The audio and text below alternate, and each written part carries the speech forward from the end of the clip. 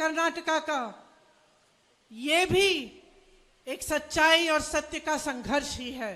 ಈಗ ಕರ್ನಾಟಕದಲ್ಲಿ ನಡೀತಾ ಇರುವಂತ ಒಂದು ಚುನಾವಣೆ ಏನಿದೆ ಇದು ಕೂಡ ಸತ್ಯದ ವಿಷಯಕ್ಕೋಸ್ಕರ ನಡೀತಾ ಇರುವಂತ ಒಂದು ಹೋರಾಟ ಮತ್ತು ಸಂಘರ್ಷ. आज सुबह मैं मैसूरू में मैलारी होटल में गई, आप जानते हैं? ನಾನು ಇವತ್ತು ಬೆಳಗ್ಗೆ ಮೈಸೂರಿನಲ್ಲಿ ನಿಮ್ಗೆಲ್ಲ ಗೊತ್ತಿರಬಹುದು ಮೈಲಾರಿ ಹೋಟೆಲ್ ಅಂತಕ್ಕಂಥ ದೋಸೆಗೆ ಪ್ರಸಿದ್ಧವಾಗಿರುವಂತ ಒಂದು ಹೋಟೆಲ್ ಇದೆ. ಅಲ್ಲಿಗೆ ಬೆಳಿಗ್ಗೆ ನಾನು ಹೋಗಿದ್ದೆ. और मैंने देखा कर्नाटका का स्वाभिमान, कर्नाटका की मेहनत का मिसाल. ಅಲ್ಲಿ ನಾನು ನೋಡಿದೆ ಆ ಹೋಟೆಲ್ಗೆ ಹೋದಂತ ಸಂದರ್ಭದಲ್ಲಿ ಕರ್ನಾಟಕದ ಸ್ವಾಭಿಮಾನ ಮತ್ತು ಕರ್ನಾಟಕದಲ್ಲಿರುವಂತಹ ಶ್ರಮಶಕ್ತಿಯ ಒಂದು ದರ್ಶನ ನನಗೆ ಆಯಿತು ಇವತ್ತು ಬೆಳಿಗ್ಗೆ. जिसका होटल है उन्होंने मुझे बताया कि उनके पिताजी ने ये काम शुरू किया था. ಆ ಹೋಟೆಲ್ಗೆ ನಾನು ಹೋದಂತ ಸಂದರ್ಭದಲ್ಲಿ ಅಲ್ಲಿಯ ಮಾಲಕ ನನಗೆ ಹೇಳ್ದ ನಮ್ಮ ತಂದೆಯವರು ಈ ಹೋಟೆಲ್ ಅನ್ನ ಪ್ರಾರಂಭ ಮಾಡಿದ್ರು ಅಂತ ಹೇಳಿ. बहुत गर्व से मुझे रसोई में ले गए और मुझे भी डोसा बनाना सिखाया. ನನ್ನನ್ನ ಬಹಳ ಗೌರವದಿಂದ ಆ ಹೋಟೆಲ್ನ ಅಡಿಗೆ ಮನೆಗೆ ಕರ್ಕೊಂಡು ಹೋದ್ರು ಮತ್ತು ಅಲ್ಲಿ ನನಗೆ ಮೈಲಾರಿ ದೋಸೆಯನ್ನು ಹಾಕೋದು ಹೇಗೆ ಅನ್ನೋದನ್ನು ಕೂಡ ಹೇಳಿಕೊಟ್ರು. ನಾನು ಕೂಡ ಬೆಳಿಗ್ಗೆ ಅಲ್ಲೊಂದು ದೋಸೆ ಹಾಕಿದೆ ಆ ಹೋಟೆಲ್ನಲ್ಲಿ. अच्छा बनाया, ಚೆನ್ನಾಗೇ ಮಾಡಿದ್ದೀನಿ. अच्छा बनाया. और उसी समय उनकी 23 साल की बेटी भी आई रसोई में. ಅಲ್ಲಿ ಬರುವಂತ ಸಂದರ್ಭದಲ್ಲಿ ಅವರ 1.5 ವರ್ಷದ ಮಗು ಕೂಡ ಹೋಟೆಲ್ಗೆ ಬಂದಿತ್ತು. मैंने पूछा क्या करती हो? ನಾನು ಕೇಳಿದೆ ಅವ್ರನ್ನ ಏನ್ ಮಾಡ್ತಾ ಇದ್ದೀಯಾ ಅಂತೇಳಿ. बोला मैं इन्फोसिस में काम करती हूँ. ಆ ಹುಡುಗಿ ಕ್ಷಮಿಸಬೇಕು, ದೊಡ್ಡವಳು ಇನ್ಫೋಸಿಸ್ ನಲ್ಲಿ ಕೆಲಸ ಮಾಡ್ತಾ ಇದ್ದೀನಿ ಅಂತಕ್ಕಂತ ಮಾತನ್ನ ಹೇಳಿದ್ರು. मुझे इतना गर्व हुआ, ನನಗೆ ಬಹಳ ಹೆಮ್ಮೆ ಅಂತ ಅನಿಸ್ತು. मुझे लगा यही कर्नाटका है. ನನಗನಿಸ್ತು ಇದೇ ಕರ್ನಾಟಕದ ದರ್ಶನ ನನಗೆ ಆಗ್ತಾ ಇದೆ ಅಂತೇಳಿ. मेहनत, ईमानदारी, ಶ್ರಮ ಮತ್ತು ಪ್ರಾಮಾಣಿಕತೆ, अपनी पुरानी परंपरा को आगे बढ़ाते हुए ನಮ್ಮ ಪುರಾತನವಾದಂತ ಪರಂಪರೆಯನ್ನ ಮುಂದುವರಿಸ್ತಾನೆ. अपनी संस्कृति, अपनी सभ्यता को बचाते हुए ನಮ್ಮ ಸಂಸ್ಕೃತಿಯನ್ನ ಮತ್ತು ಸಭ್ಯತೆಯನ್ನ ಉಳಿಸಿಕೊಳ್ತಾ ಬೆಳೆಸ್ತಾ भविष्य की ओर देखना ಭವಿಷ್ಯದ ಕಡೆಗೆ ನೋಡೋದು ಕರ್ನಾಟಕದ ಒಂದು ವಿಶೇಷ ಮತ್ತು ಹೆಮ್ಮೆ. और एक सौंदर्य भविष्य में भाग लेना. ಈ ಒಂದು ಸುಂದರವಾದಂತ ಭವಿಷ್ಯದಲ್ಲಿ ಭಾಗವಹಿಸ್ತಕ್ಕಂಥದ್ದು. गर्व होता है मुझे आपके प्रदेश पे. ನಮ್ಮ ಈ ಪ್ರದೇಶದ ಬಗ್ಗೆ ನನಗೆ ಹೆಮ್ಮೆ ಅನಿಸ್ತದೆ. आपकी मेहनत पे, आपकी ईमानदारी पे. ನಿಮ್ಮ ಶ್ರಮ ಮತ್ತು ನಿಮ್ಮ ಪ್ರಾಮಾಣಿಕತೆ ಬಗ್ಗೆ ನನಗೆ ಹೆಮ್ಮೆ ಅನಿಸ್ತಾ ಇದೆ. लेकिन मैं एक बात बताती हूँ, दुख भी हो रहा है. ನಾನು ಒಂದು ಮಾತನ್ನ ನಿಮಗೆ ಹೇಳಲಿಕ್ಕೆ ಬಯಸ್ತೇನೆ, ನಮಗೆ ಮೋಸ ಆಗ್ತಾ ಇದೆ ಅಂತೇಳಿ. क्योंकि जब आप अपना वोट देते हैं, जब आप अपना समर्थन देते हैं, तो आप भरोसे के साथ देते हैं, विश्वास के साथ देते हैं. ನಾವು ಯಾವಾಗ ನಮ್ಮ ವೋಟನ್ನ ಮತವನ್ನ ಕೊಡ್ತೇವೋ ನಾವು ಬಹಳ ವಿಶ್ವಾಸದಿಂದ ಆ ಮತವನ್ನ ಚಲಾಯಿಸ್ತೇವೆ, ವೋಟನ್ನ ಕೊಡ್ತೇವೆ. आज मुझे इसलिए पहचानते हैं क्योंकि मेरी दादी इंदिरा गांधी ने आपका विश्वास नहीं तोड़ा. ಇವತ್ತು ನನ್ನನ್ನ ಈ ಕಾರಣಕ್ಕೋಸ್ಕರ ನೀವೆಲ್ಲ ಗುರುಸ್ತಾ ಇದ್ದೀರಿ. ಕಾರಣ ನಮ್ಮ ಅಜ್ಜಿ ಇಂದಿರಾ ಗಾಂಧಿ ಅವರು ನೀವಿಟ್ಟ ವಿಶ್ವಾಸಕ್ಕೆ ಯಾವತ್ತೂ ಭಂಗ ಬರುವಂತ ರೀತಿಯಲ್ಲಿ ನಡೆದುಕೊಳ್ಳಲಿಲ್ಲ ಅನ್ನೋ ಕಾರಣಕ್ಕೆ. लेकिन 3.5 सालों से जो सरकार कर्नाटका में आई है, ಕಳೆದ 3.5 ವರ್ಷದಿಂದ ಕರ್ನಾಟಕದಲ್ಲಿರುವಂತಹ ಸರ್ಕಾರ उसने हर स्तर पर आपका विश्वास तोड़ा है. ಪ್ರತಿಯೊಂದು ಸ್ಥಳದಲ್ಲಿ ಪ್ರತಿಯೊಂದು ವಿಷಯದಲ್ಲಿ ಕಳೆದ 3.5 ವರ್ಷದಿಂದ ಕರ್ನಾಟಕದ ಸರ್ಕಾರ ನಿಮ್ಮ ವಿಶ್ವಾಸಕ್ಕೆ ಭಂಗ ತಂದಿದೆ, ಮೋಸ ಮಾಡಿದೆ. शुरू से तो लालच के आधार पर बनी. ಮೊದಲನೇದಾಗಿ ಸರ್ಕಾರ ಆಮಿಷಗಳನ್ನು ಒಡ್ಡಿ ರಚನೆ ಆದಂತಹ ಸರ್ಕಾರ ಇದು. पैसों से विधायकों को खरीदा गया. ಗೆದ್ದಿರುವಂತಹ ಶಾಸಕರನ್ನ ಖರೀದಿ ಮಾಡಿ ರಚನೆ ಮಾಡಿದಂತಹ ಸರ್ಕಾರ. कांग्रेस और जेडीयू की सरकार को तोड़ के बनाया. ಕಾಂಗ್ರೆಸ್ ಮತ್ತು ಜೆಡಿಎಸ್ ನ ಸರ್ಕಾರ ಏನಿತ್ತು ಅದನ್ನು ಒಡೆದು ರಚನೆ ಮಾಡಿದಂತಹ ಸರ್ಕಾರ. और तब से आज तक ಅವತ್ತಿನಿಂದ ಇವತ್ತಿನವರೆಗೆ एक एक वचन तोड़ा है. ಪ್ರತಿಯೊಂದು ಕೊಟ್ಟ ಮಾತನ್ನು ತಪ್ಪಿದ್ದಾರೆ, ವಚನವನ್ನು ಭಂಗ ಮಾಡಿದ್ದಾರೆ. इन्होंने युवाओं से कहा था कि युवाओं के लिए रोजगार बनाएंगे. ಯುವಕರಿಗೆ ಒಂದು ಮಾತನ್ನ ಕೊಟ್ಟಿದ್ರು, ಯುವಕರಿಗೋಸ್ಕರ ಉದ್ಯೋಗ ಸೃಷ್ಟಿ ಮಾಡ್ತೇವೆ ಅಂತೇಳಿ. किसानों को कहा था कि दुगनी आय करेंगे. ರೈತರಿಗೆ ಭರವಸೆಯನ್ನು ಕೊಟ್ಟಿದ್ರು, ತಮ್ಮ ಆದಾಯವನ್ನ 2 ಪಟ್ಟು ಮಾಡ್ತೇವೆ ಅಂತೇಳಿ. महिलाओं को कहा था कि महंगाई कम होगी. ಮಹಿಳೆಯರಿಗೆ ಮಾತು ಕೊಟ್ಟಿದ್ರು, ಬೆಲೆ ಕಡಿಮೆ ಆಗ್ತದೆ ಅಂತೇಳಿ. क्या हुआ? ಏನಾಯ್ತು? यहाँ पे कितने नौजवान हैं, जरा हाथ उठा के बताइए. ಇಲ್ಲಿ ಎಷ್ಟು ಜನ ಯುವಕರಿದ್ದೀರಿ, ದಯವಿಟ್ಟು ಕೈ ಎತ್ತಿ ಅಂತೇಳಿ ವಿನಂತಿ ಮಾಡ್ತೇನೆ. देखो कितने हैं. रोजगार मिला आपको सरकार से? ನಿಮಗೆ ಉದ್ಯೋಗ ಸಿಕ್ಕಿದೆಯಾ ಅಂತೇಳಿ ನಾನು ಕೇಳ್ತಾ ಇದ್ದೇನೆ. नहीं मिला. ಸಿಕ್ಕಿಲ್ಲ. आपको मालूम है कि सरकार में 2.5 लाख पद, 2.5 लाख ಸರ್ಕಾರ खाली हैं. ಪ್ರತಿ ವರ್ಷ 2.5 ಲಕ್ಷ ಸರ್ಕಾರಿ ಉದ್ಯೋಗಗಳು ಇಲ್ಲಿ ಖಾಲಿ ಇದ್ದಾವೆ. ಪ್ರತಿ ವರ್ಷ 2 ಕೋಟಿ ಉದ್ಯೋಗ ಸೃಷ್ಟಿ ಮಾಡುವಂತ ಮಾತನ್ನ ಸರ್ಕಾರ ಕೊಟ್ಟಿತ್ತು, ಪ್ರಧಾನಿ ಕೊಟ್ಟಿದ್ರು. लेकिन आपको नहीं मिल रहे. ಆದ್ರೆ ನಿಮಗೆ ಆ ಉದ್ಯೋಗ ಇವತ್ತು ಸಿಗ್ತಾ ಇಲ್ಲ. आपको मालूम है कि हर पोस्ट का रेट फिक्स कर दिया गया है. ನಿಮ್ಮೆಲ್ಲರಿಗೂ ಗೊತ್ತಿದೆ, ಕರ್ನಾಟಕದಲ್ಲಿ ಭರ್ತಿಯಾಗುವಂತ ಪ್ರತಿಯೊಂದು ಹುದ್ದೆಗೂ ಕೂಡ ಇಷ್ಟು ಬೆಲೆ ಅಂತ ನಿಗದಿಯಾಗಿದೆ. आपको मालूम है कि हर भर्ती के एग्जाम में घोटाला है. ತಮಗೆ ಗೊತ್ತಿದೆ, ಪ್ರತಿಯೊಂದು ಹುದ್ದೆಯನ್ನು ಭರ್ತಿ ಮಾಡಲಿಕ್ಕೆ ನಡೆಯುವಂತ ಪರೀಕ್ಷೆಯಲ್ಲಿ ಸಂಪೂರ್ಣವಾಗಿ ಮೋಸ ನಡೀತದೆ ಅಂತೇಳಿ. कॉन्ट्रैक्टर्स आत्महत्या कर रहे हैं. ಕಾಂಟ್ರಾಕ್ಟ್ಗಳು ಆತ್ಮಹತ್ಯೆ ಮಾಡ್ಕೊಳ್ತಾ ಇದ್ದಾರೆ. Contractor association, school management association प्रधानमंत्री को चिट्ठी लिखते हैं. ಕರ್ನಾಟಕದ ಕಾಂಟ್ರಾಕ್ಟ್ಗಳ ಸಂಘ, ಖಾಸಗಿ ಶಾಲೆಗಳ ಸಂಘ ಅವರು ಪ್ರಧಾನ ಮಂತ್ರಿಗಳಿಗೆ ಸರ್ಕಾರದ ಮೇಲೆ ದೂರನ್ನು ಕೊಟ್ಟಿದ್ದಾರೆ. कोई जवाब नहीं आता. ಯಾವುದೇ ಉತ್ತರ ಪ್ರಧಾನಿಗಳಿಂದ ಇದುವರೆಗೆ ಬಂದಿಲ್ಲ. विधायक के बेटे को 8 करोड़ कैश के साथ पकड़ा जाता है. ಕರ್ನಾಟಕದ ಚನ್ನಗಿರಿಯ ಶಾಸಕ ಮಾಡಾಳು ವಿರೂಪಾಕ್ಷ ಅವರ ಮಗನನ್ನ 8 ಕೋಟಿ ಕ್ಯಾಶ್ ಸಮೇತ ಹಿಡಿಯಲಾಗ್ತದೆ. कोई कार्रवाई नहीं होती. ಅದರ ವಿರುದ್ಧ ಯಾವುದೇ ಕ್ರಮ ಇದುವರೆಗೆ ಆಗಿಲ್ಲ. उल्टा उनके विधायक पिता परेड निकालते हैं. ಅದಕ್ಕೆ ಬದಲಾಗಿ ಅವರ ಶಾಸಕರ ಮಗ ದೊಡ್ಡ ಮೆರವಣಿಗೆಯಲ್ಲಿ ಊರಿಗೆ ಬರುವಂತ ಸ್ಥಿತಿ ನಿರ್ಮಾಣ ಆಗಿದೆ. ये कहने के लिए कि आज के कर्नाटका में हम कुछ भी कर सकते हैं, हमें कोई नहीं छू सकता. ಈಗ ಇದರ ಅರ್ಥ ಏನು ಅಂತಂದ್ರೆ, ಕರ್ನಾಟಕದಲ್ಲಿ ನಾವು ಏನ್ ಬೇಕಾದ್ರೂ ಮಾಡಬಹುದು, ನಮ್ಮನ್ನು ಯಾರು ಹೇಳೋರಿಲ್ಲ ಕೇಳೋರಿಲ್ಲ ಅಂತಕ್ಕಂತ ಒಂದು ವಾತಾವರಣ ನಿರ್ಮಾಣ ಆಗಿದೆ. कोविड के मरीजों से तक लूट किया. ಕೋವಿಡ್ ನಿಂದ ಬಾಧಿತರಾದಂತ ಅವರಿಂದಲೂ ಕೂಡ ಹಣ ಲೂಟಿ ಮಾಡ್ತಕ್ಕಂತ ಕೆಲಸ ಈ ರಾಜ್ಯದಲ್ಲಿ ನಡೀತು. किसी को नहीं छोड़ा. स्कूल के बच्चों के अंडों को भी ಯಾರನ್ನು ಕೂಡ ಬಿಡ್ಲಿಲ್ಲ. ಶಾಲೆಗೆ ಹೋಗುವಂತ ಮಕ್ಕಳ ಆಹಾರ ವಿಚಾರದಲ್ಲೂ ಕೂಡ ಅವರನ್ನು ಬಿಡ್ಲಿಲ್ಲ. ಯಾವುದನ್ನು ಕೂಡ ವಿನಾಯಿತಿ ಕೊಡ್ಲಿಲ್ಲ. मेरी बहनें यहाँ बैठी हैं. ನನ್ನ ಸಹೋದರರಲ್ಲಿ ಕುಂತಿದ್ದಾರೆ. मेहनत करती हो. ತಾವೆಲ್ಲ ಕೂಡ ಶ್ರಮ ಪಡ್ತೀರಿ. मैं जानती हूँ. चाहे कहीं भी काम करती हो, चाहे खेती में भी जाना पड़ता है, घर आके काम करना पड़ता है, खाना पकाना पड़ता है, बच्चों की देखभाल करनी पड़ती है, पूरे परिवार की परवरिश को देखना पड़ता है. मैं जानती हूँ. ನನಗೆ ಗೊತ್ತಿದೆ, ಇಲ್ಲಿ ನಾನು ಕೂತಿರ್ತಕ್ಕಂಥ ನನ್ನ ಸಹೋದರಿ ಯಾರಿದ್ದಾರೆ, ನೀವು ಮನೆಯಲ್ಲಿ ಶ್ರಮ ಪಡಬೇಕಾಗ್ತದೆ, ಹೊಲ ಗದ್ದೆಗಳಲ್ಲಿ ಕೆಲಸ ಮಾಡಬೇಕಾಗ್ತದೆ, ಸಂಸಾರ ನಿಭಾಯಿಸಬೇಕಾಗ್ತದೆ, ಮಕ್ಕಳನ್ನ ಸಾಕಬೇಕಾಗ್ತದೆ, ಸಂಸಾರದ ಸಂಪೂರ್ಣ ಜವಾಬ್ದಾರಿಯನ್ನ ನೀವೆಲ್ಲ ಹೊರಬೇಕಾಗ್ತದೆ. ಹಾಗಾಗಿ ಎಲ್ಲ ನನ್ನ ಸಹೋದರಿಯರು ಕೂಡ ಬಹಳಷ್ಟು ಶ್ರಮವನ್ನ ತಾವೆಲ್ಲ ಕೂಡ ಪಡ್ತೀರಿ. ದೊಡ್ಡದಾಗಿರ್ತಕ್ಕಂಥ ಸಾಂಸಾರಿಕ ಹೊರೆ ತಮ್ಮ ಮೇಲೆ ಎಲ್ಲರ ಮೇಲೂ ಇದೆ. संघर्ष का जीवन है आपका. ನಿಮ್ಮೆಲ್ಲರ ಜೀವನ ಸಂಘರ್ಷದಿಂದ ಕೂಡಿರ್ತದೆ. आप मेहनत करती हो तो किस लिए करती हो? ನೀವು ಶ್ರಮ ಪಡ್ತಾ ಇದ್ದೀರಿ, ಆ ಕಾರಣಕ್ಕೋಸ್ಕರ ನಾನು ಹೇಳ್ತಾ ಇದ್ದೇನೆ. बताओ. ಹೇಳಿ. किस लिए? अपने भविष्य के लिए ना. ಭವಿಷ್ಯಕ್ಕೋಸ್ಕರ ತಾನೇ ನೀವು ಹೋರಾಟ ಮಾಡ್ತಾ ಇರೋದು. ಹೇಳಿ ಅಂತ ಹೇಳ್ತಾ ಇದ್ದಾರೆ. ಹೌದು ಅಂತ ಹೇಳಿ ಜೋರಾಗಿ. अपने बच्चों को मजबूत बनाने के लिए, उनका भविष्य बनाने के लिए ना. ನಿಮ್ಮ ಮಕ್ಕಳನ್ನ ಓದಿಸ್ಲಿಕ್ಕೆ, ಅವರ ಭವಿಷ್ಯ ಭದ್ರ ಮಾಡ್ಲಿಕ್ಕೋಸ್ಕರ ತಾನೇ ನೀವಿಷ್ಟೆಲ್ಲ ಶ್ರಮ ಪಡ್ತಾ ಇರೋದು. जब बच्चे बीमार होते हैं दुख होता है. ಮಗುವಿಗೆ ಕಾಯಿಲೆ ಬಂದ್ರೆ ದುಃಖ ಆಗ್ತದೆ ಸಹಜವಾಗಿ. स्वास्थ्य की सुविधाएं नहीं होती, डर लगता है, दुख होता है. ಆರೋಗ್ಯದ ಸೇವೆಗೆ ಲಭ್ಯ ಇರೋದಿಲ್ಲ, ಹಾಗಾಗಿ ದುಃಖ ಆಗ್ತದೆ, ಬೇಸರ ಆಗ್ತದೆ. बच्चों को शिक्षित करना है, अच्छे स्कूल नहीं है, उसमें अध्यापक नहीं आ रहे हैं तो दुख होता है. ಮಕ್ಕಳನ್ನ ವಿದ್ಯಾವಂತರನ್ನಾಗಿ ಮಾಡಬೇಕು, ಒಳ್ಳೆ ಸ್ಕೂಲ್ಗಳು ಸಿಗೋದಿಲ್ಲ, ಮೇಷ್ಟ್ರು ಸಿಗೋದಿಲ್ಲ, ಆಗಲೂ ಕೂಡ ದುಃಖ ಆಗ್ತದೆ, ಬೇಸರ ಆಗ್ತದೆ. गुस्सा भी चढ़ता है कि इतनी मेहनत कर रहे हैं और बच्चों के लिए स्कूल भी नहीं बना रही है सरकार.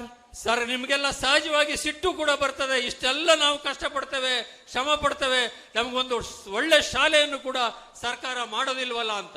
आगे जाके जब बच्चों को नौकरी मिलती है तो खुशी होती है, ಮುಂದೆ ಆ ಮಕ್ಕಳು ಉದ್ಯೋಗಸ್ಥರಾದ್ರೆ ಸಹಜವಾಗಿ ನಿಮ್ಗೆಲ್ಲ ಸಂತೋಷ ಆಗ್ತದೆ. चाहे लड़की हो या लड़का, ಹೆಣ್ಣಾಗ್ಲಿ ಗಂಡಾಗ್ಲಿ ಹುಡುಗಾಗ್ಲಿ ಹುಡುಗಿ ಆಗ್ಲಿ, हम चाहते हैं कि अपने पैरों पे खड़ी हो, ನಾವು ಬಯಸ್ತೇವೆ ಅವರೆಲ್ಲರೂ ಕೂಡ ಅವರು ತಮ್ಮ ಕಾಲ ಮೇಲೆ ತಾವು ನಿಲ್ಲಬೇಕು ಅಂತೇಳಿ, कि अपना बेटा कमाए, ನಮ್ಮ ಮಕ್ಕಳು ಸಂಪಾದನೆ ಮಾಡ್ಲಿ ಅಂತ, बेटी को अच्छा जॉब मिले, ಹೆಣ್ಣು ಮಕ್ಕಳಿಗೂ ಒಳ್ಳೆ ಉದ್ಯೋಗ ಸಿಕ್ಕಲಿ ಅಂತೇಳಿ, भविष्य में हमारा भी देखभाल करे, ಭವಿಷ್ಯದಲ್ಲಿ ನಮ್ಮನ್ನು ಕೂಡ ನೋಡ್ಕೊಳ್ಳುವಂತ ಶಕ್ತಿ ಸಾಮರ್ಥ್ಯ ಅವರಿಗೆ ಬರಲಿ ಅಂತೇಳಿ. यही तो है हमारी मेहनत, ಇದಕ್ಕೋಸ್ಕರ ನಾವು ಇಷ್ಟೊಂದು ಶ್ರಮ ಪಡುವಂತದ್ದು. यही है हमारा स्वाभिमान, ಇದೇ ನಮ್ಮ ಸ್ವಾಭಿಮಾನದ ಸಂಕೇತ, यही है हमारा आत्मविश्वास, ಇದೇ ನಮ್ಮ ಆತ್ಮವಿಶ್ವಾಸವೂ ಕೂಡ. और इसी पर हम गर्व करते हैं ಇದರ ಬಗ್ಗೆನೇ ನಾವೆಲ್ಲ ಕೂಡ ಹೆಮ್ಮೆ ಪಡ್ತೇವೆ कि हमने अपने बच्चों के लिए एक मजबूत भविष्य बनाया. ನಮ್ಮ ಮಕ್ಕಳಿಗೋಸ್ಕರ ಒಂದು ಸುಂದರವಾದಂತ ಭವಿಷ್ಯವನ್ನ ನಿರ್ಮಾಣ ಮಾಡೋಣ ಅಂತೇಳಿ. तो सरकार का इसमें बहुत बड़ी भूमिका है, सरकार की, ಸರ್ಕಾರದ ಒಂದು ದೊಡ್ಡದಾಗಿರ್ತಕ್ಕಂಥ ಜವಾಬ್ದಾರಿ ಈ ವಿಷಯಗಳ ಮೇಲೆಲ್ಲ ಇದೆ. सरकार का काम है कि उस भविष्य में शामिल हो, ಸರ್ಕಾರದ್ದು ಕೂಡ ಒಂದು ಜವಾಬ್ದಾರಿ ಕರ್ತವ್ಯ ಇದೆ, ಈ ಭವಿಷ್ಯ ನಿರ್ಮಾಣದಲ್ಲಿ ಅವರು ಕೂಡ ಭಾಗಿಗಳಾಗಬೇಕು ಅಂತೇಳಿ. सरकार का काम है कि आपकी समस्याओं को सुने, ಸರ್ಕಾರದ ಕರ್ತವ್ಯ ಮತ್ತು ಕೆಲಸ ನಿಮ್ಮ ಸಮಸ್ಯೆಗಳನ್ನ ಕೇಳಬೇಕು ಅನ್ನೋದು ಕೂಡ, समझे कि आपकी जरूरतें क्या है, ನಿಮ್ಮ ಏನು ಅವಶ್ಯಕತೆ ಇದೆ ಅನ್ನೋದನ್ನು ಕೂಡ ಅವರು ತಿಳ್ಕೊಳ್ಬೇಕಾಗ್ತದೆ. और दिल से आपके लिए काम करे. ಹೃದಯಪೂರ್ವಕವಾಗಿ ಅವರು ನಿಮ್ಮ ಕೆಲಸವನ್ನ ಮಾಡಬೇಕಾಗ್ತದೆ. आपको मालूम है कि ये जो भाजपा की सरकार है, इसने कितना लूटा है कर्नाटका को. ನಿಮಗೆ ಗೊತ್ತಿದೆಯಾ ಕರ್ನಾಟಕದಲ್ಲಿ ಬಿಜೆಪಿಯ ಸರ್ಕಾರ ಬಂದ ನಂತರ ಎಷ್ಟು ಹಣವನ್ನ ಲೂಟಿ ಮಾಡಿದ್ದಾರೆ ಅಂತೇಳಿ. जॉब छोड़िए, स्कूल छोड़िए, हॉस्पिटल्स छोड़िए, सड़कें छोड़िए, ಸ್ಕೂಲನ್ನು ಬಿಟ್ಟುಬಿಡಿ, ಆಸ್ಪತ್ರೆಯನ್ನು ಬಿಟ್ಟುಬಿಡಿ, ರಸ್ತೆಯನ್ನು ಬಿಟ್ಟುಬಿಡಿ, ಇವೆಲ್ಲವನ್ನು ಬಿಟ್ಟುಬಿಡಿ, ಆದರೂ 1.5 लाख करोड़ रुपए लूटे हैं कर्नाटका से. 1.5 ಲಕ್ಷ ಕೋಟಿ ರೂಪಾಯಿಯನ್ನ ಸಾರ್ವಜನಿಕ ಹಣವನ್ನ ಕರ್ನಾಟಕದ ಈ ಬಿಜೆಪಿ ಸರ್ಕಾರ ಲೂಟಿ ಮಾಡಿದೆ ಅನ್ನೋ ಮಾತನ್ನ ಈ ಸಂದರ್ಭದಲ್ಲಿ ನಾನು ಹೇಳಲಿಕ್ಕೆ ಬಯಸ್ತೇನೆ. यहाँ अड़िका के किसानों को दान नहीं मिल रहे हैं. ಈ ಅಡಿಕೆ ಬೆಳೀತಕ್ಕಂಥ, ನನಗೊಂದು ಅಡಿಕೆ ಹಾರ ಹಾಕಿದಿರಿ, ಈ ಅಡಿಕೆ ಬೆಳೀತಕ್ಕಂಥ ರೈತರಿಗೆ ಯೋಗ್ಯವಾಗಿರ್ತಕ್ಕಂಥ ಬೆಲೆ ಸಿಗ್ತಾ ಇಲ್ಲ, ಕಾಯಿಲೆಗೆ ಔಷಧಿ ಸಿಗ್ತಾ ಇಲ್ಲ. यहाँ आपके कर्ज माफ नहीं होते, ಇಲ್ಲಿ ನಿಮ್ಮ ಸಾಲ ಮನ್ನಾ ಆಗೋದಿಲ್ಲ. यहाँ आप पे जीएसटी लगाई जाती है. ಈ ಎಲ್ಲ ಕೃಷಿ ವಸ್ತುಗಳಿಗೂ ಕೂಡ ಜಿಎಸ್ಟಿ ಮೇಲೆ ಜಿಎಸ್ಟಿ ಹಾಕ್ತಕ್ಕಂಥ ಕೆಲಸ ಸರ್ಕಾರ ಮಾಡ್ತಾ ಇದೆ. आप गैस के सिलेंडर के लिए कितना दे रहे हैं? ಗ್ಯಾಸ್ ಸಿಲಿಂಡರ್ಗಳಿಗೆ ಈಗ ನೀವು ಎಷ್ಟು ಕೊಡ್ತಾ ಇದ್ದೀರಿ ಅನ್ನೋದನ್ನ ನೆನಪಿಸಿಕೊಳ್ಳಿ. तेल के लिए, सब्जियों के लिए, आटे के लिए, चावल के लिए, ಎಣ್ಣೆಗೋಸ್ಕರ, ಕಾಳಿಗೋಸ್ಕರ, ಬೇಳೆಗೋಸ್ಕರ, ಅಗತ್ಯ ವಸ್ತುಗಳಿಗೋಸ್ಕರ ನೀವು ಎಷ್ಟು ಹಣ ವ್ಯಯ ಮಾಡ್ತಾ ಇದ್ದೀರಿ ಅಂತೇಳಿ ತಾವು ದಯವಿಟ್ಟು ಯೋಚನೆ ಮಾಡಬೇಕು. और वहाँ भाजपा की केंद्र की सरकार से आपके लिए जो पैसे आते हैं वो कम होते चले जा रहे हैं. ಕೇಂದ್ರದಿಂದ ಕಾನೂನುಬದ್ಧವಾಗಿ ರಾಜ್ಯಕ್ಕೆ ಬರಬೇಕಾಗಿರ್ತಕ್ಕಂಥ ಹಣ ಪ್ರತಿ ವರ್ಷ ಕಡಿಮೆ ಆಗ್ತಾ ಇದೆ. 1.5 लाख करोड़ रुपए लूटे हैं. कहाँ गए ये 1.5 लाख करोड़? 1.5 ಲಕ್ಷ ಕೋಟಿ ರೂಪಾಯಿಯನ್ನ ಲೂಟಿ ಮಾಡಿದ್ದಾರೆ. 5 ಲಕ್ಷ ಕೋಟಿ ಬರಬೇಕಾಗಿರ್ತಕ್ಕಂಥ ಹಣ ನಮಗಿನ್ನೂ ಬಂದಿಲ್ಲ. इनसे 100 एम्स बन सकते थे.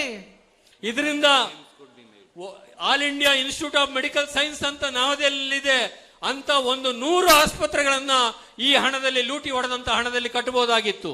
2250 किलोमीटर 6 लेन की एक्सप्रेसवे बन सकती थी.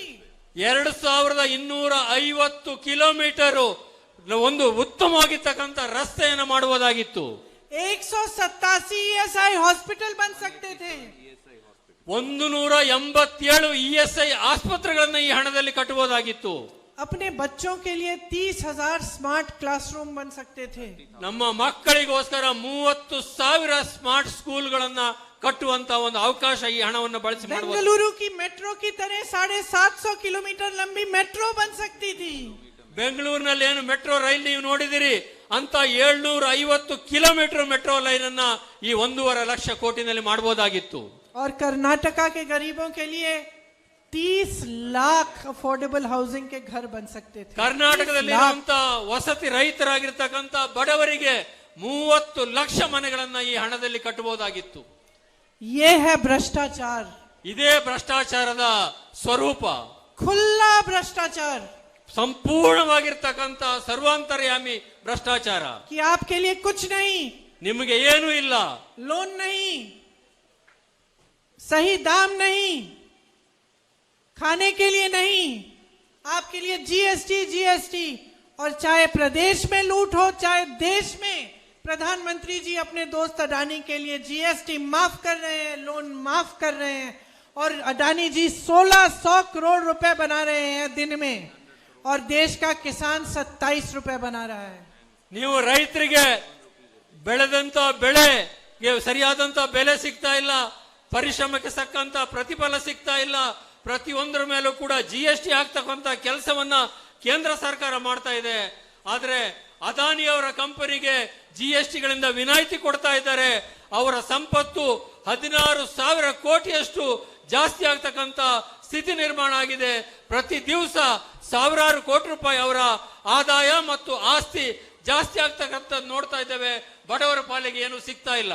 तो ये कब होता है बहनों और भाइयों? ये तब होता है जब एक ऐसी सरकार आती है जो जनता का आदर नहीं करती. ಇದು ಯಾವ ಸಂದರ್ಭದಲ್ಲಿ ಆಗ್ಲಿಕ್ಕೆ ಸಾಧ್ಯ ಅಂತೇಳಂದ್ರೆ, ಯಾವಾಗ ಒಂದು ಸರ್ಕಾರ ಜನಗಳ ಬಗ್ಗೆ ಯಾವುದೇ ಕಾಳಜಿಯನ್ನು ವಹಿಸೋದಿಲ್ವೋ ಅಂತ ಸಂದರ್ಭದಲ್ಲಿ ಮಾತ್ರ ಈ ರೀತಿಯ ಒಂದು ಸ್ಥಿತಿ ನಿರ್ಮಾಣ ಆಗ್ಲಿಕ್ಕೆ ಸಾಧ್ಯ. ऐसी सरकार जिसके बड़े बड़े मंत्री आकर आपको कहते हैं कि ये प्रदेश हमें सौंप दो. ಎಂತ ಒಂದು ಸ್ಥಿತಿ ನಿರ್ಮಾಣ ಆಗಿದೆ ಅಂದ್ರೆ, ಕೇಂದ್ರದಲ್ಲಿರ್ತಕ್ಕಂಥ ಮಂತ್ರಿಗಳು, ರಾಜ್ಯದಲ್ಲಿರ್ತಕ್ಕಂಥ ಮಂತ್ರಿಗಳು ಇಂತಿಂತ ಪ್ರದೇಶಗಳನ್ನ ನಮಗೆ ವಹಿಸಿಕೊಟ್ಬಿಡಿ ಅಂತ ಕೇಳುವಂತ ಒಂದು ಸ್ಥಿತಿ ನಿರ್ಮಾಣ ಆಗಿದೆ. जो आपके उम्मीदवारों को आपके सामने खड़े होके कहते हैं इनको छोड़िए, इनको मत पूछिए, अपना प्रदेश हमें दे दीजिए, प्रधानमंत्री जी को सौंप दीजिए. ಇಲ್ಲಿ ಬರ್ತಕ್ಕಂಥ ಬಿಜೆಪಿಯ ರಾಷ್ಟ್ರೀಯ ನಾಯಕರು ಹೇಳ್ತಾರೆ, ಅವ್ರನ್ನ ಯಾರನ್ನ ವಿಧಾನಸಭಾ ಚುನಾವಣೆ ನಿಲ್ಲಿಸಿದ್ದಾರೋ ಅವ್ರನ್ನೇನು ನೋಡಬೇಡಿ, ಅವ್ರ ಬಗ್ಗೆ ಗಮನ ಹರಿಸಬೇಡಿ, ಈ ಪ್ರದೇಶವನ್ನು ಕೊಟ್ಟುಬಿಡಿ, ಮೋದಿ ಅವರನ್ನ ನೋಡಿ ಮೋದಿ ಅವರ ಆಶೀರ್ವಾದಕ್ಕೋಸ್ಕರ ಮತ ನೀಡಿ ಅಂತ ಹೇಳುವಂತ ಒಂದು ಸ್ಥಿತಿಯನ್ನು ಅವರು ಇವತ್ತು ನಿರ್ಮಾಣ ಮಾಡಿದ್ದಾರೆ. ಆ ಮನೋಭೂಮಿಕೆನಲ್ಲಿ ಅವರೆಲ್ಲ ಇದ್ದಾರೆ. क्यों?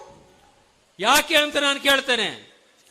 क्या श्री बसवन्ना जी के बेटे और बेटियां, कुवेम्पु जी के बेटी और बेटियां, नारायण गुरु जी के बेटी और बेटियां अपना प्रदेश अपने आप नहीं चला सकते? ನಾನು ಈ ಸಂದರ್ಭದಲ್ಲಿ ಒಂದು ಪ್ರಶ್ನೆಯನ್ನು ಕೇಳಲಿಕ್ಕೆ ಬಯಸ್ತೇನೆ. ಈ ರಾಜ್ಯದ ಹೆಮ್ಮೆ ಆದಂತ ಬಸವಣ್ಣವರು ಇರ್ಬೋದು, ಕುವೆಂಪು ಅವರು ಇರ್ಬೋದು, ನಾರಾಯಣ ಗುರುಗಳು ಇರ್ಬೋದು, ಅಂತವರ ಮಕ್ಕಳಿಗೆ, ಅಂತವರ ವಾರಸುದಾರರಿಗೆ ತಮ್ಮ ಪ್ರದೇಶವನ್ನ ತಾವು ನಿಭಾಯಿಸಿಕೊಳ್ಳುವಂತ ಸಾಮರ್ಥ್ಯ, ಶಕ್ತಿ ಮತ್ತು ಸ್ವಾಭಿಮಾನ ಇಲ್ವೇ ಅಂತೇಳಿ. नंदिनी जैसी कॉर्पोरेशन को किसने बनाया? ನಂದಿನಿ ಅಂತ ಒಂದು ಸಂಸ್ಥೆಯನ್ನ ಕಟ್ಟಿರ್ತಕ್ಕಂಥದ್ದು ಯಾರು? कोऑपरेटिव. ಸಹಕಾರಿ ಕ್ಷೇತ್ರದಲ್ಲಿ ನಂದಿನಿ ಅಂತ ಒಂದು ಸಂಸ್ಥೆಯನ್ನು ಕಟ್ಟಿದ್ ಯಾರು ಅಂತ ತಮಗೆಲ್ಲ ಗೊತ್ತಿದೆ. किसने बनाया? आपने बनाया अपनी मेहनत से. ನೀವೇ ಮಾಡಿರ್ತಕ್ಕಂಥದ್ದು, ನಿಮ್ಮ ಶ್ರಮದಿಂದ ನಂದಿನಿ ಅಂತ ಒಂದು ಸಹಕಾರಿ ಸಂಸ್ಥೆಯನ್ನು ಕಟ್ಟಿದ್ದೀರಿ. अरे इतना दूध इकट्ठा होता था कि स्कूलों में दूध बांटा जाता था. ಇಲ್ಲಿ ಎಷ್ಟು ಹಾಲು ಉತ್ಪತ್ತಿ ಆಗ್ತಾ ಇತ್ತು ಅಂತ ಹೇಳಂದ್ರೆ, ಎಲ್ಲಾ ಮುಗಿದ ನಂತರನೂ ಕೂಡ ಶಾಲೆಗಳಿಗೆ ಹಾಲು ಕೊಡ್ಲಿಕ್ಕೆ ನಂದಿನಿ ಹಾಲನ್ನು ಬಳಸ್ತಕ್ಕಂತ ಸ್ಥಿತಿ ಕರ್ನಾಟಕದಲ್ಲಿ ಇತ್ತು. कांग्रेस की सरकारों में क्षीरधारे, क्षीर भाग्य की योजनाएं बनाई गई. ಕರ್ನಾಟಕದ ಕಾಂಗ್ರೆಸ್ ಸರ್ಕಾರದಲ್ಲಿ ಕ್ಷೀರಭಾಗ್ಯ, ಕ್ಷೀರಧಾರೆ ಅನ್ನುವಂತ ಕಾರ್ಯಕ್ರಮವನ್ನ ಮಾಡುವಂತ ಒಂದು ಸಂದರ್ಭವೂ ಕೂಡ ಇತ್ತು. अब ये कहते हैं कि दूध कम हो रहा है. ಈಗ ಹೇಳ್ತಾ ಇದ್ದಾರೆ ಹಾಲು ಉತ್ಪಾದನೆ ಕಡಿಮೆ ಆಗ್ತಾ ಇದೆ ಅಂತೇಳಿ. क्योंकि ये चाहते हैं कि बाहर से गुजरात का अमूल यहाँ आए और नंदिनी उसमें मर्ज हो जाए. ಅವರ ಉದ್ದೇಶ ಏನಿದೆ ಅಂತ ಹೇಳಿದ್ರೆ, ಇಲ್ಲಿ ಹಾಲು ಉತ್ಪಾದನೆಯನ್ನ ಬುದ್ಧಿಪೂರ್ವಕವಾಗಿ ಕಡಿಮೆ ಮಾಡಿ ಗುಜರಾತ್ನ ಅಮೂಲ್ ಹಾಲನ್ನ ಕರ್ನಾಟಕಕ್ಕೆ ಬರಲಿಕ್ಕೆ ಭೂಮಿಕೆ ಸಿದ್ಧ ಮಾಡುವಂತ ಒಂದು ಪ್ರಯತ್ನದಲ್ಲಿ ಅವರೆಲ್ಲ ಇದ್ದಾರೆ. 1 करोड़ से ज्यादा लोगों की कमाई खतरे में है, लेकिन ಒಂದು- उनको कोई परवाह नहीं है. 1 ಕೋಟಿ ಹೈನುಗಾರಿಕೆ ಮಾಡ್ತಕ್ಕಂತ ಹಾಲು ಉತ್ಪಾದನೆ ಮಾಡ್ತಕ್ಕಂತ ರೈತರ ಬದುಕು ಇವತ್ತು ಕಷ್ಟಕ್ಕೆ ಸಿಗ್ತಕ್ಕಂತ ಒಂದು ಸ್ಥಿತಿ ನಿರ್ಮಾಣ ಆಗಿದೆ. कर्नाटका के गर्व की कोई परवाह नहीं है. ಕರ್ನಾಟಕದ ಸ್ವಾಭಿಮಾನಕ್ಕೆ ಅವರ ಬಗ್ಗೆ ಯಾವುದೇ ಕಾಳಜಿ ಇಲ್ಲ. कर्नाटका के नौजवानों के भविष्य का कोई परवाह नहीं है. ಕರ್ನಾಟಕದ ಯುವಕರ ಭವಿಷ್ಯದ ಬಗ್ಗೆನೂ ಕೂಡ ಅವರಿಗೆ ಯಾವುದೇ ರೀತಿಯ ಕಳಕಳಿ, ಕಾಳಜಿ ಇಲ್ಲ. पोस्टों के लिए रेट फिक्स कर दिए हैं. ಎಲ್ಲ ಹುದ್ದೆಗಳಿಗೆ ಇಷ್ಟು ಅಂತೇಳಿ ರೇಟ್ ಫಿಕ್ಸ್ ಮಾಡಿದ್ದಾರೆ. जैसे मैंने कहा, जो भी भर्ती का एग्जाम है उसमें घोटाला, ಯಾವುದೇ ಒಂದು ಪರೀಕ್ಷೆ ಹುದ್ದೆಗಳನ್ನು ತುಂಬಲಿಕ್ಕೆ ನಡೆದ್ರೆ ಅದರಲ್ಲಿ ಮೋಸ ನಡೀತಕ್ಕಂತ ಘೋಟಾಲ ನಡೀತಕ್ಕಂತ ಸ್ಥಿತಿ ಕರ್ನಾಟಕದಲ್ಲಿದೆ. और ऊपर से लूट ही लूट. ಅದರ ಮೇಲೆ ಹಣವನ್ನ ಲೂಟಿ ಮಾಡತಕ್ಕಂತ ಒಂದು ಸ್ಥಿತಿ. तो क्या ऐसी सरकार चाहते हैं हम? ಇಂತ ಒಂದು ಸರ್ಕಾರ ಮತ್ತೆ ನಮಗೆ ಬೇಕಾ ಅಂತೇಳಿ ನಾನು ಕೇಳಿಕೊಳ್ಳಬೇಕಾಗಿದೆ.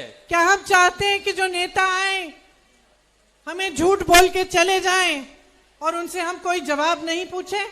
ಏನು ಈ ಸ್ಥಿತಿನಲ್ಲಿ ಯಾರೋ ಒಬ್ಬರು ನಾಯಕರು ಬಂದ್ರು, ಆಡಳಿತ ಪಕ್ಷದವರು ಭಾಷಣ ಮಾಡಿದ್ರು, ಕೆಲವು ವಿಷಯಗಳನ್ನ ಹೇಳಿದ್ರು, ಸುಳ್ಳುಗಳಿಂದ ಹೇಳಿ ಹೋದ್ರು, ಅವ್ರನ್ನ ಪ್ರಶ್ನೆ ಮಾಡತಕ್ಕಂಥದಕ್ಕೆ ಸಾಧ್ಯವಿಲ್ಲ, ಪ್ರಶ್ನೆ ಮಾಡಬಾರದೆ ಅಂತೇಳಿ ನಾನು ಕೇಳ್ತೇನೆ. क्या हमारा अपने प्रदेश के प्रति, अपने देश के प्रति कोई कर्तव्य नहीं है? ನಮಗೆ ನಮ್ಮ ದೇಶ ಪ್ರದೇಶದ ಬಗ್ಗೆ ಯಾವುದಾದ್ರೂ ಜವಾಬ್ದಾರಿ ಇಲ್ವೇ ಅಂತೇಳಿ ನಾನು ಕೇಳಲಿಕ್ಕೆ ಬಯಸ್ತೇನೆ. है बहनों और भाइयों, आपका एक बहुत बड़ा कर्तव्य है अपने प्रदेश के प्रति, अपने बच्चों के प्रति, अपने खुद के भविष्य के प्रति. ನಾನು ಹೇಳ್ತೇನೆ, ನಮ್ಮ ಭವಿಷ್ಯದ ಬಗ್ಗೆ, ನಮ್ಮ ಪ್ರದೇಶದ ಭವಿಷ್ಯದ ಬಗ್ಗೆ, ನಮ್ಮ ಮಕ್ಕಳ ಭವಿಷ್ಯದ ಬಗ್ಗೆ ನಮಗೆ ದೊಡ್ಡದಾಗಿರ್ತಕ್ಕಂಥ ಒಂದು ಜವಾಬ್ದಾರಿ ಇದೆ ಅನ್ನೋ ಮಾತನ್ನ ನಾನು ಈ ಸಂದರ್ಭದಲ್ಲಿ ಹೇಳಲಿಕ್ಕೆ ಬಯಸ್ತೇನೆ. आपको याद है जब कांग्रेस की सरकार थी, ನಿಮಗೆ ಗೊತ್ತಿದೆ, ಕಾಂಗ್ರೆಸ್ಸಿನ ಸರ್ಕಾರ ರಾಜ್ಯದಲ್ಲಿ ಇದ್ದಂತಹ ಸಂದರ್ಭದಲ್ಲಿ किसानों का कर्ज माफ हुआ, ರೈತರ ಸಾಲವನ್ನ ಮನ್ನಾ ಮಾಡಲಾಗಿತ್ತು, अन्ना भाग्य योजना बनी, ಅನ್ನಭಾಗ್ಯ ಯೋಜನೆಯನ್ನ ಜಾರಿ ತರಲಾಗಿತ್ತು, क्षीर भाग्य बनी, ಕ್ಷೀರ ಭಾಗ್ಯ ಜಾರಿಗೆ ಬಂದಿತ್ತು, पशु भाग्य, ಪಶು ಭಾಗ್ಯ ಯೋಜನೆ ಜಾರಿಗೆ ಬಂದಿತ್ತು, कृषि भाग्य, ಕೃಷಿ ಭಾಗ್ಯವನ್ನು ಕೊಟ್ಟಿತ್ತು, आरोग्य भाग्य से आपके स्वास्थ्य सुविधाएं बनी, ಆರೋಗ್ಯ ಭಾಗ್ಯದಿಂದಾಗಿ ತಮ್ಮ ಆರೋಗ್ಯ ಕಾಪಾಡಲಿಕ್ಕೆ ಒಂದು ಅವಕಾಶ ಇತ್ತು, विद्याश्री से आपको शिक्षा में मदद मिली, ವಿದ್ಯಾಶ್ರೀ ಕಾರ್ಯಕ್ರಮದಿಂದಾಗಿ ನಿಮ್ಮ ಮಕ್ಕಳಿಗೆ ಶಿಕ್ಷಣ ಸಿಕ್ಕುವಂತಹ ಸಂದರ್ಭ ಇತ್ತು, इंदिरा कैंटीन बने, ಇಂದಿರಾ ಕ್ಯಾಂಟೀನ್ ಮುಖಾಂತರ ಬಡವರಿಗೆ ಕಡಿಮೆ ಬೆಲೆಯಲ್ಲಿ ಆಹಾರದ ಸಿಗ್ತಾ ಇತ್ತು. आज भी कांग्रेस की जो सरकारें हैं जो वादा कर रही हैं उसे पूरे करने का काम कर रही हैं. ಈಗಿರ್ತಕ್ಕಂಥ ಸರ್ಕಾರ ಅವೆಲ್ಲವನ್ನು ಕೂಡ ಮುಚ್ಚಿ ಮುಂದೆ ಕಾಂಗ್ರೆಸ್ ಸರ್ಕಾರ ಬಂದಂತ ಸಂದರ್ಭದಲ್ಲಿ ಮತ್ತೆ ಅದನ್ನೆಲ್ಲ ಜಾರಿ ಕೊಡುವಂತ ಮಾತನ್ನ ನಾವು ನಿಮಗೆ ಕೊಡ್ತಾ ಇದ್ದೇವೆ. राजस्थान और छत्तीसगढ़ में किसानों के कर्ज माफ हुए, ರಾಜಸ್ಥಾನ ಮತ್ತು ಛತ್ತೀಸ್ಗಢ ರಾಜ್ಯದಲ್ಲಿ ಕಾಂಗ್ರೆಸ್ ಸರ್ಕಾರ ಇದೆ, ಅಲ್ಲಿ ರೈತರ ಸಾಲವನ್ನ ಮನ್ನಾ ಮಾಡಲಾಗಿದೆ.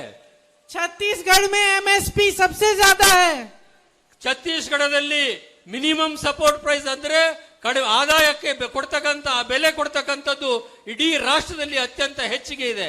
हिमाचल में पुरानी पेंशन स्कीम लागू करने का वादा किया, अब शुरू हो गया है. ಹಿಮಾಚಲ ಪ್ರದೇಶದಲ್ಲಿ ಮೊನ್ನೆ ಚುನಾವಣೆಗಿಂತ ಮುಂಚೆ ನಾವು ಓಲ್ಡ್ ಪೆನ್ಷನ್ ಸ್ಕೀಮ್ ಅನ್ನ ಜಾರಿ ಮಾಡುವಂತ ಮಾತು ಕೊಟ್ಟಿದ್ದೇವೆ, ಅದನ್ನು ಈಗಾಗಲೇ ಜಾರಿ ಕೊಡ್ತಕ್ಕಂತ ಕೆಲಸವನ್ನು ಮಾಡ್ತಾ ಇದ್ದೇವೆ.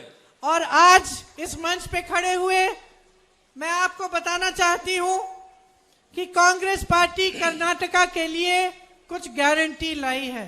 ನಾನು ಈ ವೇದಿಕೆ ಮುಖಾಂತರ ತಮ್ಮಲ್ಲಿ ನಿವೇದನೆ ಮಾಡ್ಕೊಳ್ಳಿಕ್ಕೆ ಬಯಸ್ತೇನೆ, ಹೇಳಲಿಕ್ಕೆ ಬಯಸ್ತೇನೆ, ಕರ್ನಾಟಕದಲ್ಲಿ ಕಾಂಗ್ರೆಸ್ಸಿನ ಸರ್ಕಾರ ಮುಂದಿನ ತಿಂಗಳು ಬಂದ ನಂತರ ಕೆಲವು ಗ್ಯಾರಂಟಿಗಳನ್ನ ನಾವು ನಿಮಗೆ ಕೊಡ್ತಾ ಇದ್ದೇವೆ, ಅದನ್ನ ನಾವು ನಿಮಗೆ ಹೇಳಲಿಕ್ಕೆ ಬಯಸ್ತೇನೆ. सबसे बड़ी गारंटी लूट बंद और विकास शुरू होगा. ಎಲ್ಲದಕ್ಕಿಂತ ದೊಡ್ಡ ಗ್ಯಾರಂಟಿ ಅಂದ್ರೆ ಲೂಟಿಯನ್ನ ಬಂದ್ ಮಾಡ್ತೇವೆ, ವಿಕಾಸವನ್ನ ಪ್ರಾರಂಭ ಮಾಡ್ತೇವೆ. 100% प्रगति की गारंटी, 100ಕ್ಕೆ 100 ಪ್ರಗತಿಯ ಗ್ಯಾರಂಟಿಯನ್ನು ನಾವು ನಿಮಗೆ ಕೊಡ್ತಾ ಇದ್ದೇವೆ. ये जो 2.5 लाख सरकारी पद खाली पड़े हैं 3.5 सालों से, इनको कांग्रेस भरवाएगी, आपको रोजगार देगी. 3.5 ವರ್ಷಗಳಿಂದ 2.5 ಲಕ್ಷ ಸರ್ಕಾರಿ ಹುದ್ದೆಗಳು ಖಾಲಿ ಬಿದ್ದಿದ್ದಾವೆ, ಅದನ್ನ ಸರ್ಕಾರ ಬಂದ ತಕ್ಷಣ ತುಂಬತಕ್ಕಂತ ಕೆಲಸವನ್ನ ನಾವು ಮಾಡ್ತೇವೆ. गृह ज्योति योजना लाएगी, गृह ज्योति योजना लाएगी जिससे 200 यूनिट आपको बिजली के फ्री मिलेंगे. ಇಲ್ಲಿ ಕರ್ನಾಟಕದ ಪ್ರತಿಯೊಬ್ಬರಿಗೂ ಕೂಡ ಗೃಹ ಜ್ಯೋತಿ ಯೋಜನೆಯನ್ನ ಜಾರಿಗೆ ತಂದು ಪ್ರತಿ ಮನೆಗೆ 200 ಯೂನಿಟ್ ಕರೆಂಟ್ ಅನ್ನ ಪುಕ್ಕಟಾಗಿ ಕೊಡ್ತಕ್ಕಂತ ಕೆಲಸವನ್ನ ಸರ್ಕಾರ ಬಂದ ತಕ್ಷಣ ಜಾರಿ ಮಾಡ್ತೇವೆ. अन्ना भाग्य में आपको 10 किलो चावल मुफ्त मिलेगी. ಅನ್ನಭಾಗ್ಯ ಕಾರ್ಯಕ್ರಮವನ್ನು ಮತ್ತೆ ಪ್ರಾರಂಭ ಮಾಡಿ ಪ್ರತಿ ಕುಟುಂಬದ ಪ್ರತಿಯೊಬ್ಬರಿಗೆ 10 ಕೆಜಿ ಅಕ್ಕಿಯನ್ನ ಉಚಿತವಾಗಿ ಕೊಡ್ತಕ್ಕಂತ ಕಾರ್ಯಕ್ರಮವನ್ನ ಮತ್ತೆ ಪ್ರಾರಂಭ ಮಾಡ್ತೇವೆ. युवा निधि योजना बनाएंगे, ಯುವ ನಿಧಿ ಯೋಜನೆಯನ್ನ ಜಾರಿಗೆ ತರ್ತೇವೆ. जिसमें सभी ग्रेजुएट युवाओं को 3,000 रुपए हर महीने मिलेंगे. ಈ ಯುವ ನಿಧಿ ಯೋಜನೆಯಲ್ಲಿ ಕರ್ನಾಟಕದ ಪ್ರತಿಯೊಬ್ಬ ಪದವೀಧರನಿಗೆ 2 ವರ್ಷಗಳ ಕಾಲ ಪ್ರತಿ ತಿಂಗಳು 3,000 ರೂಪಾಯಿ ಸ್ಟೈಫಂಡ್ ಕೊಡುವಂತ ಕೆಲಸವನ್ನ ಸರ್ಕಾರ ಬಂದ ತಕ್ಷಣ ಜಾರಿ ಕೊಡುತ್ತಾ ಕೆಲಸ ಮಾಡ್ತೇವೆ. डिप्लोमा वाले युवाओं को 1,500 रुपए हर महीने मिलेंगे. ಯಾರು ಡಿಪ್ಲೊಮಾ ಪದವೀಧರರಿದ್ದಾರೆ ಅವರಿಗೂ 2 ವರ್ಷಗಳ ಕಾಲ 1,500 ರೂಪಾಯಿ ಪ್ರತಿ ತಿಂಗಳು ಕೂಡ ಸ್ಟೈಫಂಡ್ ಕೊಡುವಂತ ಕೆಲಸವನ್ನ ಕರ್ನಾಟಕದ ಕಾಂಗ್ರೆಸ್ ಸರ್ಕಾರ ಮಾಡ್ತದೆ. मेरी बहनों, आपकी रोज की मेहनत की पहचान ये है कि आपके लिए एक गृह लक्ष्मी योजना बनाएंगे जिसमें आपके खाते में आपको 2,000 रुपए हर महीने मिलेंगे. ನನ್ನ ಸಹೋದರಿಯರೇ, ತಾಯಂದಿರೇ, ನಿಮ್ಮ ಕಷ್ಟಗಳೆಲ್ಲ ನಮ್ಗೆ ಅರ್ಥ ಆಗ್ತವೆ, ನಿಮ್ಮ ಆರ್ಥಿಕ ಸಂಕಷ್ಟ ನಮ್ಗೆ ಅರ್ಥ ಆಗ್ತದೆ. ಅದಕ್ಕೋಸ್ಕರ ಪ್ರತಿ ಮನೆಯ ಒಬ್ಬ ಮಹಿಳಾ ಯಜಮಾಂತಿಗೆ ಪ್ರತಿ ತಿಂಗಳು 2,000 ರೂಪಾಯಿ ನಿಮ್ಮ ಅಕೌಂಟಿಗೆ ಪ್ರತಿ ತಿಂಗಳು ಹಾಕುವಂತ ಕೆಲಸವನ್ನ ಸರ್ಕಾರ ಬಂದ ತಕ್ಷಣ ಮಾಡ್ತೇವೆ. नंदिनी को मजबूत बनाएंगे. ನಂದಿನಿಯನ್ನ ಮತ್ತೆ ಬಲಪಡಿಸ್ತಕ್ಕಂತ ಕೆಲಸ ಮಾಡ್ತೇವೆ. मुझे मालूम है कि यहाँ के जो अड़िका के किसान हैं वो येलो लीफ डिजीज से ನನಗೆ ಗೊತ್ತಿದೆ, परेशान हैं. ಈ ಪ್ರದೇಶದಲ್ಲಿರುವಂತ ಅಡಿಕೆ ಬೆಳೆಗಾರರಿಗೆ ಹಳದಿ ಎಲೆ ರೋಗ ಮತ್ತು ಎಲೆ ಚುಕ್ಕಿ ರೋಗದಿಂದ ದೊಡ್ಡ ಸಂಕಷ್ಟವನ್ನ ನೀವೆಲ್ಲ ಅನುಭವಿಸ್ತಾ ಇದ್ದೀರಿ ಅಂತಕ್ಕಂಥ ಮಾಹಿತಿ ನನ್ನಲ್ಲಿದೆ. आपकी खेती खत्म हुई लेकिन आपको कोई कॉम्पेंसेशन नहीं मिला. ನಿಮ್ಮೆಲ್ಲ ಅಡಿಕೆ ತೋಟಗಳು ಹಾಳಾಗಿದ್ದಾವೆ, ಆದ್ರೆ ಯಾವುದೇ ರೀತಿಯ ಪರಿಹಾರ ಸರ್ಕಾರದಿಂದ ಸಿಕ್ಕಿಲ್ಲ. आपके लिए हम न्यूनतम आय और सही दाम की गारंटी देते हैं. ನಿಮ್ಮೆಲ್ಲರಿಗೂ ಕೂಡ ನೀವು ಬೆಳೆದಂತ ಯಾವುದೇ ಬೆಳೆಗಳಿರ್ಬೋದು ಅದಕ್ಕೆ ಸರಿಯಾಗಿರ್ತಕ್ಕಂಥ ಮಾರುಕಟ್ಟೆ ದರವನ್ನ ಕೊಡುವಂತ ಕೆಲಸವನ್ನ ಕಾಂಗ್ರೆಸ್ ಸರ್ಕಾರ ಮಾಡ್ತದೆ. देखिए, ये सब जो गारंटी हैं, जो वादे हैं, ये चुनाव के लालच से नहीं कह रहे हैं हम. ನಾನು ಒಂದು ಮಾತನ್ನು ನಿಮ್ಮಲ್ಲಿ ಹೇಳಲಿಕ್ಕೆ ಬಯಸ್ತೇನೆ. ಈ ಚುನಾವಣೆಗೋಸ್ಕರ ಬಂದಿದ್ದೇನೆ, ಚುನಾವಣೆಗೋಸ್ಕರ ಈ ಎಲ್ಲ ಗ್ಯಾರಂಟಿ ಬಗ್ಗೆ ಹೇಳ್ತಾ ಇದ್ದೇನೆ ಅಂತ ತಾವು ಭಾವಿಸಬಾರದು. ಇದು ಚುನಾವಣೆಗೋಸ್ಕರ ಕೊಡ್ತಾ ಇರುವಂತ ಗ್ಯಾರಂಟಿ ಅಲ್ಲ. मुझे याद है, मैं 16-17 साल की थी. मेरे पिताजी घर पे खाना खा रहे थे हमारे साथ. ನಾನು ಚಿಕ್ಕವಳಿದ್ದಂತ ಸಂದರ್ಭದಲ್ಲಿ ನನ್ನ ತಂದೆ ನನ್ನೊಟ್ಟಿಗೆ ನಮ್ಮ ಮನೆಯಲ್ಲಿ ಊಟ ಮಾಡ್ತಾ ಇದ್ರು. उनके साथ कोई बैठे थे जिनके साथ वो काम करते थे और बातचीत चल रही थी कि बेंगलुरु को हम विश्व में प्रसिद्ध बना सकते हैं. ಆ ಸಂದರ್ಭದಲ್ಲಿ ಇನ್ನು ಕೆಲವರು ಆ ಸಂದರ್ಭದಲ್ಲಿ ಹಾಜರಿದ್ರು. ಅವರವರಲ್ಲೇ ಮಾತುಕತೆ ಆಗ್ತಾ ಇತ್ತು. ಬೆಂಗಳೂರನ್ನ ಹೇಗೆ ವಿಶ್ವ ಪ್ರಸಿದ್ಧ ಮಾಡಬೇಕು ಅನ್ನೋದನ್ನ ನಮ್ಮ ತಂದೆ ಅವರೊಟ್ಟಿಗೆ ಮಾತಾಡ್ತಾ ಇದ್ರು. मैंने पिताजी से पूछा, ನಾನು ನಮ್ಮ ತಂದೆ ಅವರನ್ನು ಕೇಳಿದೆ, कैसे करोगे, क्या सोच रहे हो आप? ಹೇಗೆ ಮಾಡ್ತೀರಿ, ಏನ್ ಯೋಚನೆ ಮಾಡ್ತಾ ಇದ್ದೀರಿ ಅಂತ ನಮ್ಮ ತಂದೆ ರಾಜೀವ್ ಗಾಂಧಿ ಅವ್ರನ್ನ ನಾನು ಕೇಳಿದೆ. उन्होंने ये जवाब दिया कि प्रियंका, आज दुनिया को ये नहीं मालूम है कि भारत में सबसे ज्यादा अंग्रेजी भाषी पढ़े लिखे युवा हैं जिन्होंने टेक्नोलॉजी इंजीनियरिंग की है. ಆಗ ಪ್ರಿಯಾಂಕಾ, ನಿನಗೊಂದು ವಿಷಯ ಗೊತ್ತಿಲ್ಲ, ಬಹಳಷ್ಟು ಜನರಿಗೆ ವಿಷಯ ಗೊತ್ತಿಲ್ಲ. ಭಾರತದಲ್ಲಿ ತಂತ್ರಜ್ಞಾನ ಪಡೆದಿರತಕ್ಕಂಥ, ಇಂಜಿನಿಯರಿಂಗ್ ಪಡೆದಿರತಕ್ಕಂಥ ಬಹಳ ದೊಡ್ಡದಾಗಿರ್ತಕ್ಕಂಥ ಯುವ ಸಮೂಹ ಇರತಕ್ಕಂಥದ್ದು ನಮ್ಮ ಭಾರತ ದೇಶದಲ್ಲಿ ಅನ್ನೋ ಮಾತನ್ನ ಅವ್ರು ನನಗೆ ಹೇಳಿದ್ರು. अगर हम बेंगलुरु, हैदराबाद जैसी शहरों को मजबूत बनाएं, इसमें टेक्नोलॉजी को, इंजीनियरिंग को, पढ़ाई को हम बहुत मजबूत बनाएं, तो ये पूरी दुनिया के लिए हब जैसे बन सकते हैं. ಈಗ ನಮ್ಮಲ್ಲಿರುವಂತ ಈ ದೊಡ್ಡದಾಗಿರ್ತಕ್ಕಂಥ ಮಾನವ ಸಂಪನ್ಮೂಲವನ್ನು ಬಳಸಿಕೊಂಡು ಬೆಂಗಳೂರು, ಹೈದರಾಬಾದಿನಂತ ಸಿಟಿಗಳಲ್ಲಿ, ನಗರಗಳಲ್ಲಿ ಅದಕ್ಕೆ ಅಗತ್ಯ ಇರತಕ್ಕಂಥ ತಂತ್ರಜ್ಞಾನವನ್ನು ಮಾಡಿ ಅದಕ್ಕೆ ಅಗತ್ಯ ಇರತಕ್ಕಂಥ ಕೈಗಾರಿಕೆಗಳನ್ನ ಸ್ಥಾಪನೆ ಮಾಡಿದ್ರೆ ಇಡೀ ಪ್ರಪಂಚದ ಒಂದು